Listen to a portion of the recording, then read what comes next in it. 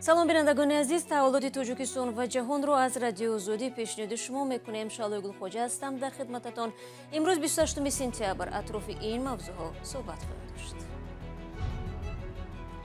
боди гаронӣ аз куҷо мевазад? Дар Тоҷикистон нархи орд боло рафтааст. Сокинон шикоят мекунанд, савдогарон мегӯянд ночоранд.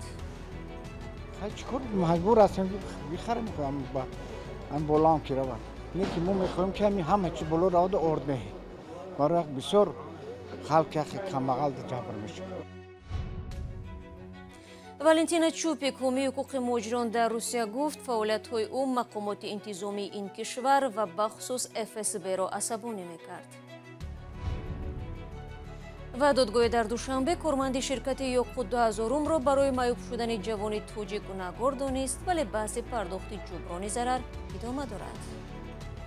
Шарипов Карим Қаёмович дар содир намудани ҷинояти мазкур пурра айбдор дониста шуда ва нисбаташон ҷазои ҷиноятӣ пешбинӣ муқаррар гардид.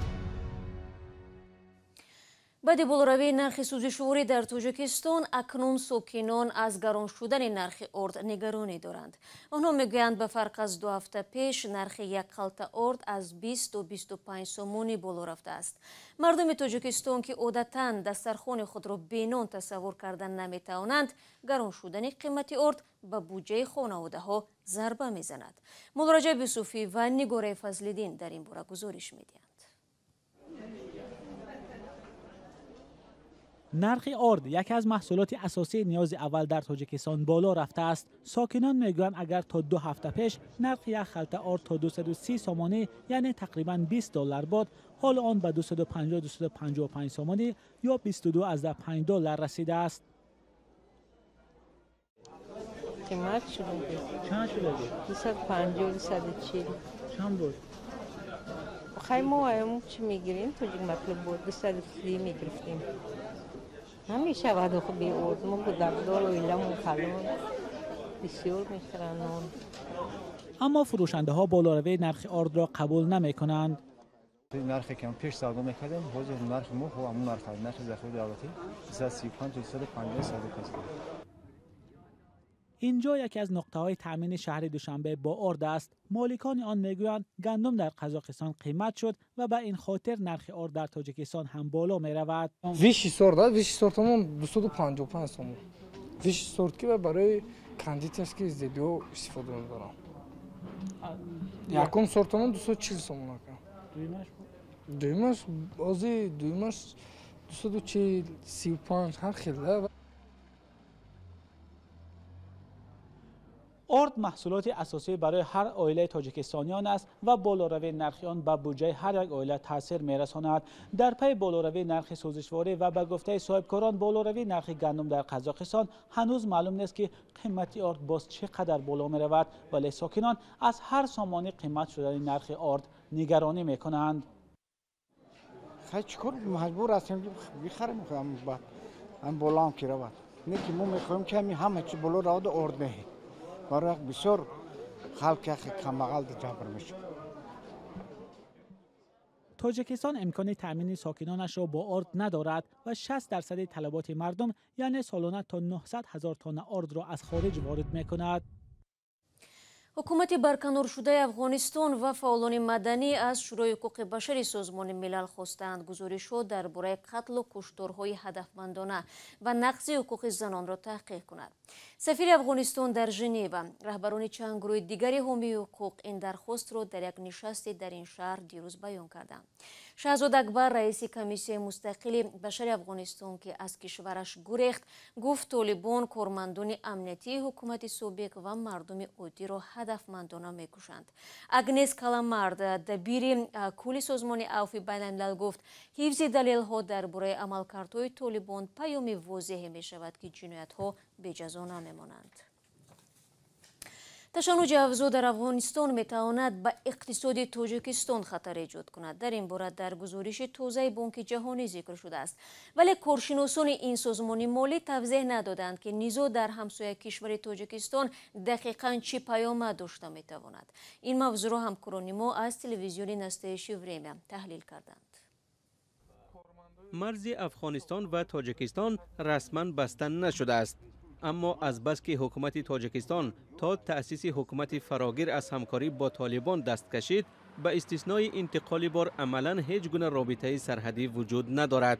رانندگان ماشین‌های بارکش به مثل پیشتر نمی‌توانند که به قلمرو افغانستان وارد شوند. یگان جای ترس نیست، اون میگذرن اون طرف میگه که مقصد بیاین مرحمت بگذارین تو همینجا مقصد اجازه هست. همین تو نیمی کپری کامیرا و میگیرن برای خالی میکنن و میگیرن میآین. هم تاری گفتن و دمو ندیدم و دمو گفتن هم خیلی و دمو رفتگی. اما صرف نظر از بد شدن مناسبت با افغانستان همسایه، تجارت با این کشور افزایش یافته است. ماشینای ما تو و گذرگاه شیرخان بندر می روند، در آنجا بور رو به ماشینای افغانستان بور می کنند و از برعکس از آنجا بوری می آوردگی را در ماشینای تاجیکستان بور می کنند و به تاجیکستان انتقال می دهند. همین خیلی دیگر در سرحد قلمه در آنجا بورها توسط کانتینرها انتقال داده می شوند. در گزارش بانک جهانی عاید به اقتصاد تاجیکستان در سال جاری از تهدید به امنیت این کشور بنابر وضع افغانستان سخن می رود. گفته می شود این یکی از عامل‌هایی است که می تواند به اقتصاد تأثیر منفی رساند، ولی در گزارش از این بیشتر شرح دادن نشده است. تحلیلگر اقتصادی سید محی الدین دوست محمدیان می گوید که حرف سری تجارت نمی رود. تاجیکستان افغانستان را اساساً با نیروی برق و سمنت تأمین می کند. حجم آن همه ساله 100 میلیون دلار را تشکیل می دهد که در مقایسه با تجارت با کشورهای دیگر ناچیز می باشد. به باور دوست محمدیان از داد و گرفت تجاری بیشتر افغانستان فایده می بردارد. ما در چند نقطه تجارت نزد مرزی داریم و این برای بدخشان افغانستان نقش خیلی مهم دارد. عملا حالا تجارت نزد مرزی متوقف شده است. سید محی الدین دوست محمدیان مطمئن است که بانک جهانی پیش از همه تهدید امنیتی را از لحاظ ورود پناهندگان در نظر داشت که برای انفراستراکچور تاجیکستان سرباری را پیش می آورد. در عموم دوست محمدیان گزارش بانک جهانی را زیر شبهه قرار می دهد. او می گوید این گزارش ها همیشه بر اساس معلومات رسمی مقامات کشور تهیه می شوند و وضع واقعی را انعکاس نمی کنند.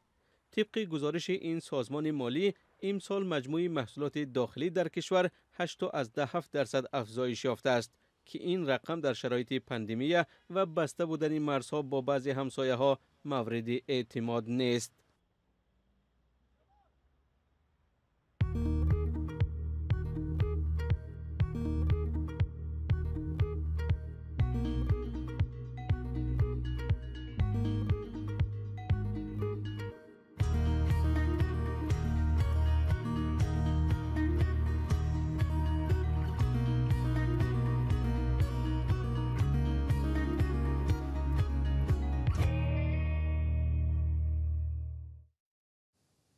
شما برنامه خبری رادیو آزادی رو تماشا دارید. یکی از حامیان حقوق شناخته مهاجران از آسیای مرکزی در روسیه میگوید ممکن است در صورت بازپس فرستادن به ازبکستان او را در آنجا عذاب و شکنجه کنند.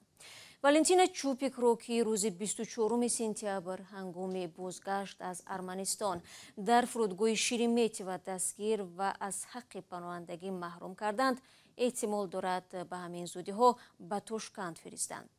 والنتینا چوپیک در یک ویدیویی که از بازداشتگاه فرودگاه شیرمتی و محض به رادیو آزادی فرستاد چنین گفت: Я боюсь, что меня выдадут в Узбекистан. Я боюсь, что меня просто оставят здесь догнивать.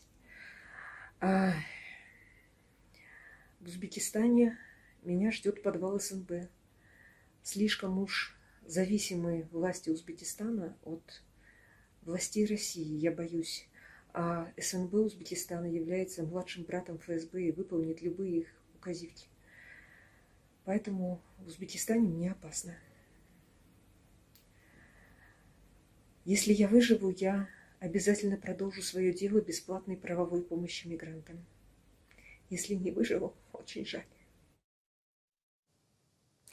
والنتینا چوپیک همچنین بر رادیو آزادی گفت که فعالیت‌های او مقامات انتظامی روسیه و به خصوص FSB را عصبانی می‌کرد و برای همین آنها میخواهند از او خلاص شوند. چوپیک سال 2006 بعد فشار و اذیت‌های حکومت اسلام کریمов از ازبکستان به روسیه گریخت و سالهای اخیر دلیرانه از حق مهاجران کاری از آسیای مرکزی بخصوص ازبکان و تاجیکان حمایت میکرد. او رهبر سازمان تانگ جهانی و یا صبح جهان است. وزارت کارهای داخلی تاجیکستان از صدمه پرقربانی در جنوب کشور خبر می‌دهد. به قول منبع شب 27 سپتامبر ماشین تحت اداره ساکن 43 ساله نویه دوستی هنگام حرکت از سمت باختر به نویه قبادیان به قسمت مقابل راه برآمده چپه می شود. در نتیجه راننده و 2 مسافر آن در جای حادثه به هلاکت رسیدند. осон ва дастрас хабарҳои навро аз канали телеграми радиои озодӣ дастрас кунед.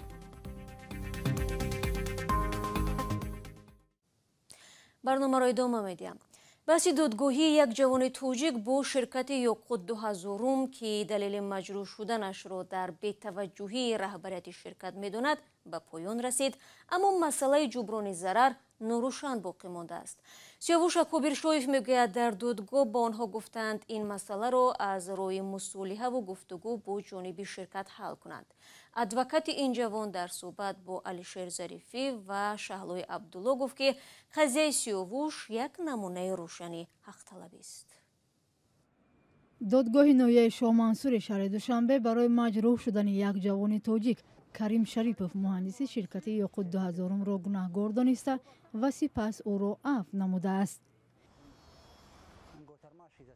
моҳи феврали имсол аз боми бинои 19 ошёнаи дар Душанбе ки сохтмонаш идома дорад ба рӯи пойҳои Сиёвуши 25 сола оҳанпора афтод ва ӯро аз 4 ангушту тавони роҳ гаштан маҳрум кард.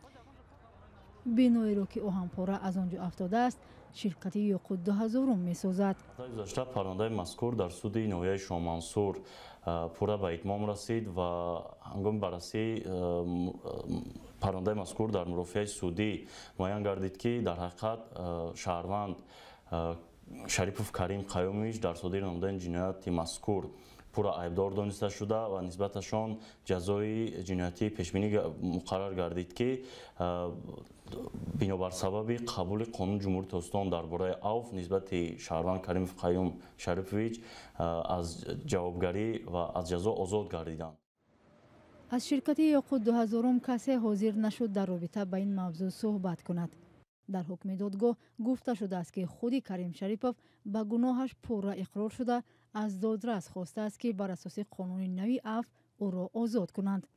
ин дар ҳолест ки Сиёвуш Акобиршоев аз аввали ин баҳс намехост касеро маҳкум кунанд. ӯ танҳо мехост ки ҷуброни зарар пардохт шавад.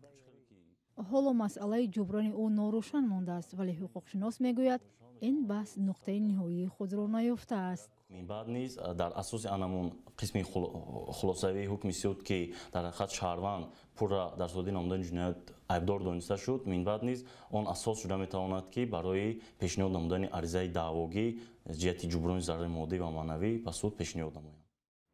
қаблан дар ширкати Ёқут 2000 шикояти Сиёвушро беасос хонда гуфтанд ҳангоми таъмири бино дар ҳудуди хатарнок лентаи огоҳкунанда гузошта буданд, аммо ин ҷавон онро убур кардааст. солҳои охир дар Душанбе сохтмони биноҳо бо суръат идома дорад. мақомот пайваста аз дигар шудани симои шаҳр суҳбат мекунанд, вале сокинон аз риоя нашудани чораҳои бехатарӣ дар маҳалли сохтмонҳо мегӯянд. ва амрико ният доштааст аз пойгоҳҳои ҳарбии Русия дар Осиёи Миёна истифода барад. ба ин хотир генерал Марк Миллер, раҳбари фармондеҳии Вазорати дифои амрико бо ҳамтои русаш Валерий Герасимов мулоқот карда ин мавзӯъро матраҳ кардааст. дар ин бора нашрияи Wall Street Journal дар такя ба манобеи худ хабар додааст. тафсилот дар вебсайти Радиои Озодӣ. бинандагони азиз, дар ҳамин ҷо барномаи имрӯзро ба поён мебарам. ташаккур аз шумо ки то ин лаҳза ҳамроҳи мо будед. хабару гузоришҳои дигарро дар вебсайти Радиои Озодӣ ва аз Озодӣ видео YouTube тамошо кунед. фардо шуморо бо хабарҳои тоза мунтазир хоҳам буд. худро эҳтиёт кунед ва худо нигаҳдор.